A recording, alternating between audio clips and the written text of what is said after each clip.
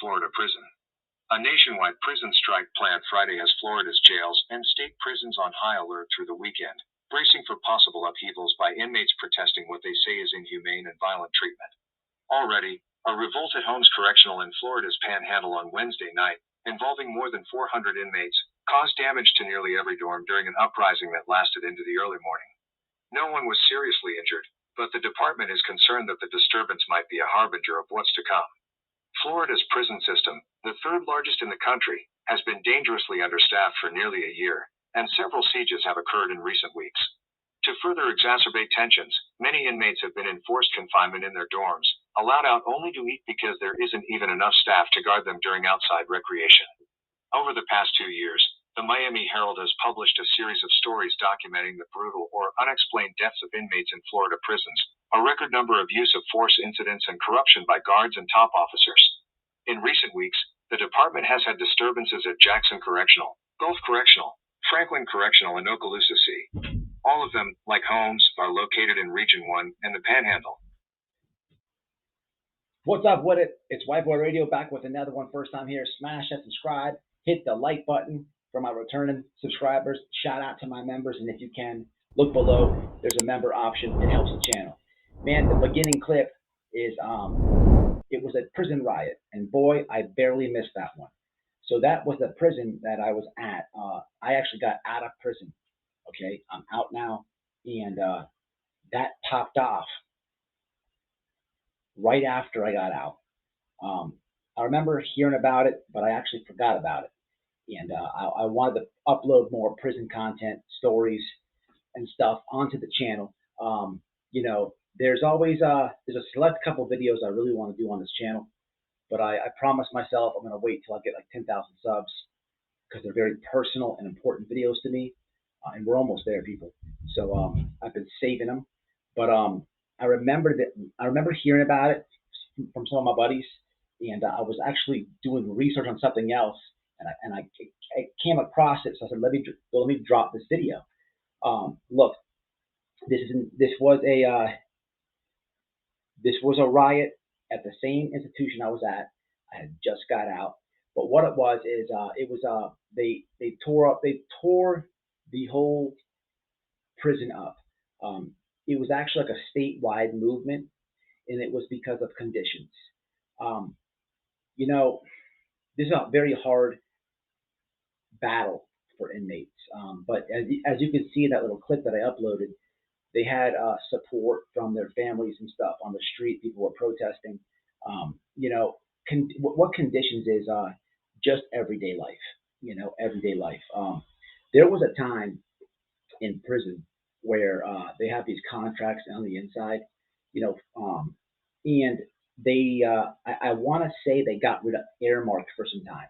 Airmark is that company that you probably know it from out here on the streets. You know, they come and wash uniforms at works and stuff like that. But this company is like the food contractor and the canteen items. If you send your loved ones some money, they can buy honey buns and soups. That's where all that stuff comes from. I forget if it was Airmark or Keefe or whoever it was, whatever contractor was in at the time, they switched it up, and so they had that big contract for some time. And you know, it's not about the canteen, but it's about the food menu. You know, the inmates called it dog food because that's what it looked like. It looked like dog food when you got it. It was disgusting. It had no taste. And you know, look, for living conditions, it doesn't matter who has the contract. In prison, you're not getting 2,000 calories a day. Okay, you're not getting that. Look, if you have loved ones inside of prison, you should send them some money. Okay, you should send them some money. And I say that because I say it with a grain of salt, because I don't know, you know, I don't know them. I don't want to tell you to send. I don't want to tell you to send your money somewhere when it could be used for drugs or something. Okay, but if you speak to them and you know them, and maybe you're not doing enough for them, and you could do a little better, and they're doing good inside there, I urge you to, because if you get 3 squares in there, and you are always starving, You never eat a meal in prison and you're full. Now it used to be like that, but man, the servings, they skimp it. You're starving, and look, this is why a lot of things happen. I mean, nobody wants to be hungry. Going to bed hungry sucks. Your stomach's making noises. Think about it, man. If you eat a good plate of food, if you're really full, you're gonna sleep good. You're gonna sleep faster. You're gonna fall asleep faster. If you're starving Marvin, you're gonna toss and turn. There's times in prison where there's no air conditioning in prison in Florida, none. There was times where it was master count. They tell you to go to bed. They don't want you off your rack, and I'd be laying in bed, sweating bullets. Like in Florida prison, it's extremely hot, and there's no AC. On a summer night, man, you're talking about 90-something degrees in the dorm. It's horrible. I had to break the rules, sneak off my bunk, act like I'm going to the bathroom, walk to the urinal, look at the guard, duck down, crawl to the shower, peek over the shower ledge, turn the shower on, cold, butt naked, and cool off right quick, and then run back to the urinal, back to my bed. You have to do it because now I'm cooled off a little bit just to go to sleep. It's that bad. But living conditions are, they're bad. They're bad. Look, I don't glorify prison over here. It's not what I do. It's prison. It's not supposed to be the best walk of life. Okay, you owe society a debt. You have messed up. Okay, so I'm not like on this let's make it all comfortable type of thing. Okay, but there's different. We're talking about a different story from it being a hotel room to just basic conditions, and that's what this riot was about. It doesn't take much, man. It doesn't take much. And when there is riots, when there is a big movement like this, things happen. Things do change. It takes, unfortunately, stuff like that to happen. Look, I barely missed this one. I've been through 2 riots in the past. Okay, I have videos on the channel about them. I'd be lying to you. Okay, I'd be lying to you if I was not sweating bullets and scared. Both those times, scared. I mean, I'm talking about listen, I was scared. All right, when a riot pops off, it's all versus all. You don't know which way to look. It's very there's the police cannot handle it. There's too many things happening. You have to be on your P's and Q's. Anything goes. And look, man, it was one of my fears in prison, man. I had 2 main worries when I was in prison. Number one was, am I going to be incarcerated? Am I going to be here and I'm going to lose a family member on the street? Am I going to not be able to go to the funeral? That was a big stress for me. And daily I'd pray about it. And the second thing that I was worried about inside of prison was, am I going to get stabbed? Because I've seen so much trauma in there and so many things happen. It messed my head up. You could watch a horror movie, okay, if you enjoy horror movies, and it's one thing, okay, but there's scenes that I can never get out of my head from some of the violence that I've seen in there. And look, man, I was involved, okay, in some things myself and the people that I hung out with, okay. I can never get that out of my head. Never. Never. And I was scared. I was scared. I did not want to get stabbed. Okay. I know people who have gotten stabbed, and I just, I didn't want to get stabbed. But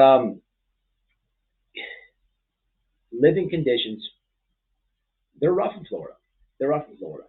When I was in the prison genre, I dropped a lot of prison content. I enjoyed it. It's a lot of awareness. There is a lot of corruption inside of these institutions from state to state.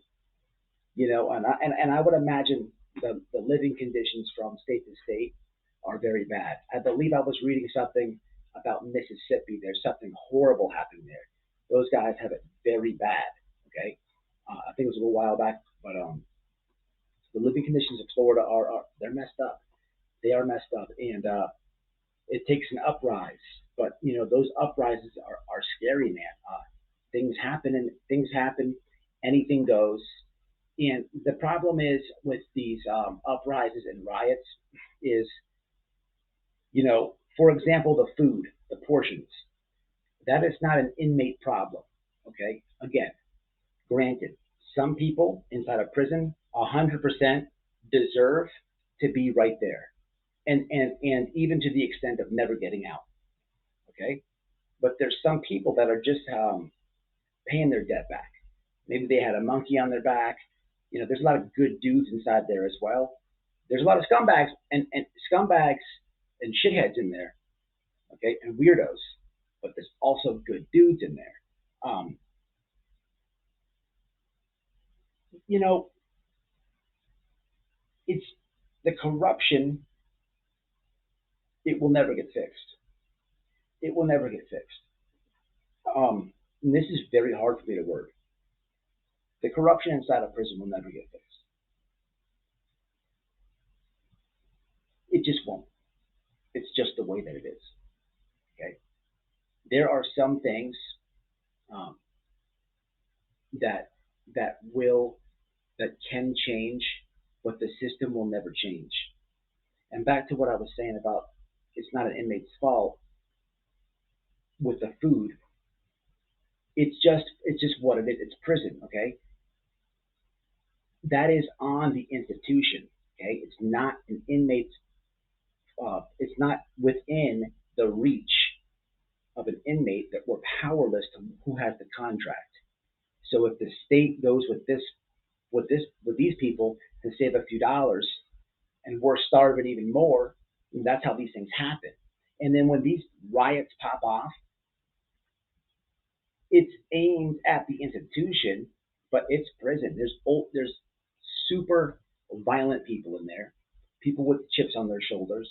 You don't think inmates attack inmates? Now think about that.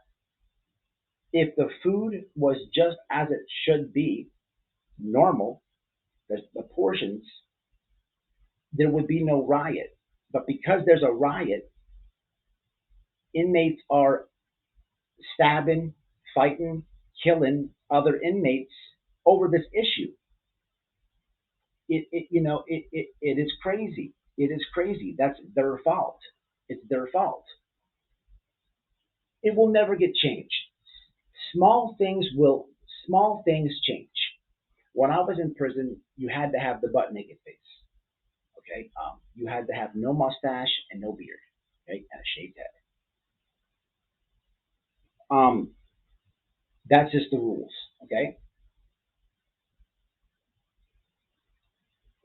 Towards the very end of my bid, it was the Muslim dudes who took it to Tallahassee and fought it, but because of religious reasons, they got a rule passed for every single inmate that you could have a little bit of hair, like peach fuzz, on your face. You don't have to shave. That was a huge accomplishment for the inmates, but they had to take it the legal route. Okay, so a complete rule changed. And they did go the legal way with that. But at the same time, if there was a riot for that, it could also change.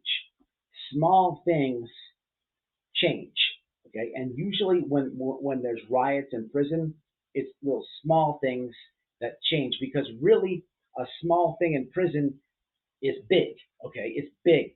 There's something accomplished. It's a lot of tension in there. You have to worry about um, both sides, inmates and officers, when you're inside a prison. So if there's an uprise and you made a movement to do something and something was changed, the tension drops down. But that's all that ever happens in prison. And I'm a firm believer that's why there's so many petty rules, so many petty rules for that example itself. For that example itself, the system's never going to change. Corruption.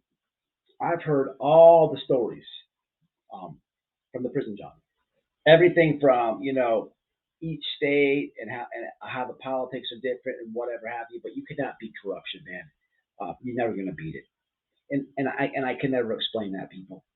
But I'll give you a little bit of outlook, man. I guess if you can understand what I'm about to say here. Inside of prison, man, inside of prison, you are the inmate, and the COs are the COs. You are not going home. They go home when their shit's done. You can act up. They got a police for you. They're gonna whoop your ass. That's just how it goes. They tell you when it's time to eat. They tell you when it's time to go to bed. They turn the shower on. It's shower time. That this is their institution. An old head once told me, "Do you know what the biggest and baddest gang is in the entire world?" I said, "Nah, the mafia." He said, "No, the police." And I'm like, "The police?" He said, "Yeah, the police." I said, "Well, explain that."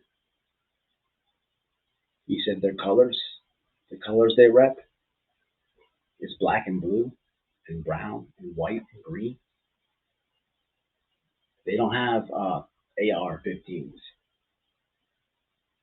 They got handguns, grenade launchers. They got helicopters. They got dogs, cars, scuba dive teams." And it hit me. Radios. It hit me when he said it. But it's their house. You have to respect them people. It's just the way it is. And people may not understand that, so I'll kind of dumb it down a bit. In prison, it's not like the streets. In prison, you're going to go associate with the race that you are. That's just prison life. It's just what it is. And from my experience in there, I did that. And look, I never joined any organizations, but I almost did. And the one that I almost did, they are known for hate and things like that. I woke up in there and I decided not to do it. Okay, I decided not to take the patch, and just it wasn't for me. And thank God,